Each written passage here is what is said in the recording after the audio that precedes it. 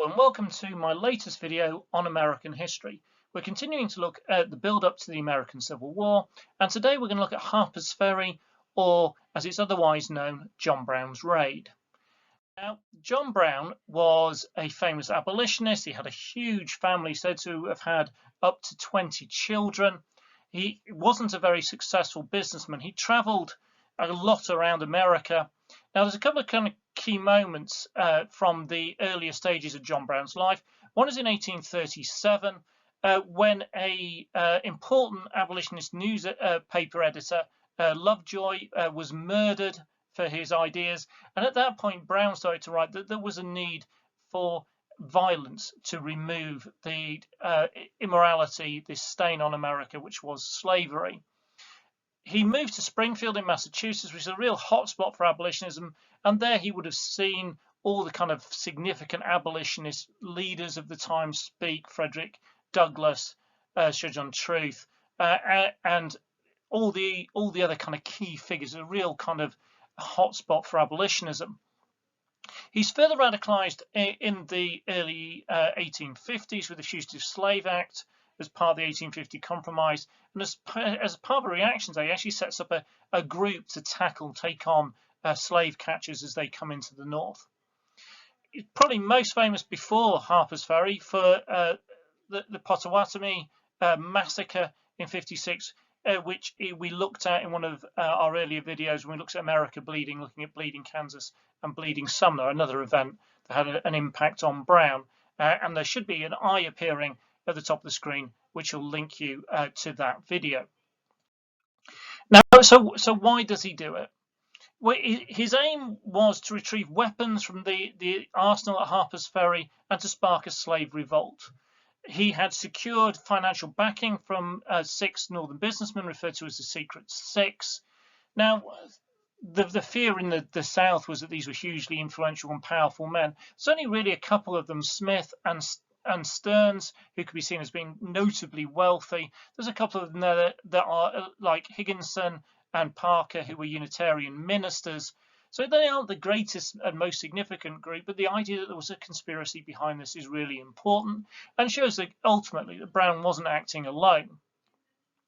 Because of the nature of what he was trying to do, there was no real opportunity for him to inform the slaves of the area around Harper's Ferry what he planned to do. And this is a real flaw in his plan, because he's going to turn up and grab hold of these weapons with his men, but not be able to fulfill what his ultimate aim was. There isn't suddenly going to be hundreds or thousands of slaves turn up and be able to take on these weapons and fight for their freedom. The raid was kept largely secret. We think there was about 80 people who knew about it, and there are about 21 who were directly involved in the raid. So what was it? Well, it was an attempt to take control of a federal arsenal at Harper's Ferry. Brown left on the 16th of October from Maryland with his men. They managed to capture this arsenal with remarkable ease. They rounded up a handful of hostages, some of whom were actually slaves. The word of the raid spread, and by the morning, Brown and his men are surrounded. As a train pulled up at Harper's Ferry, Brown's men opened fire and shot at that train. They did kill someone, but the person they killed was a black baggage master, not kind of target they were looking for. Now, a company of US Marines arrived on October the 17th, and these were led by the soon-to-be very famous Robert E. Lee, who goes on to be a very, very significant general in the American Civil War. By the morning of the 19th, things will be getting desperate. Brown and his men are kind of surrounded and pinned down in an engine house. They are willing to die for their cause and martyr themselves, so they're firing through the windows. People are taking shots at them. But on the 19th, the Marines storm the engine house. 10 of Brown's men are killed, including 2 of his sons. Brown is arrested and tried for treason. Now, he is offered the opportunity to plead insanity, but he won't do that because it would have prevented his execution. He is determined to die a martyr and help the anti-slavery cause. Now, John Brown is then executed on the 2nd of December 1859. So it's an attempt to take a federal arsenal. Initial success, ultimately a complete failure. Brown does not have enough men. He doesn't have a real plan of getting the weapons once he's taken the arsenal to the local slave population to spur this big uprising that he wanted to do. Him and his men are either shot at the arsenal or are captured and executed. So why is this such a significant event? Well, there's a big debate about John Brown, and there's a big debate of him at the time, and that debate has continued. Now, there was very much the view amongst many people at the time that this was a complete madman, and again, that view has continued amongst some. So he sought to create an armed uprising with no real plan and very few men. He had about 21 men at most. Some figures give it lower than that. He really wanted about 4,500. So he's doing something where he's massively outnumbered, and he's got no real chance of it being successful. Obviously, we've got a man with a history of violent action against the slave catchers coming into the north. We've got the involvement in the massacre of part of Bleeding Kansas in '56. Now, he believed that God had personally called on him to free the slaves. Now, with this, again, it depends on your viewpoint on this. People say that he was doing God's work. He believed he was doing God's work. Others have seen that this was a sign that he wasn't really sane, didn't really know what he was doing. He said, God's telling me to do these things.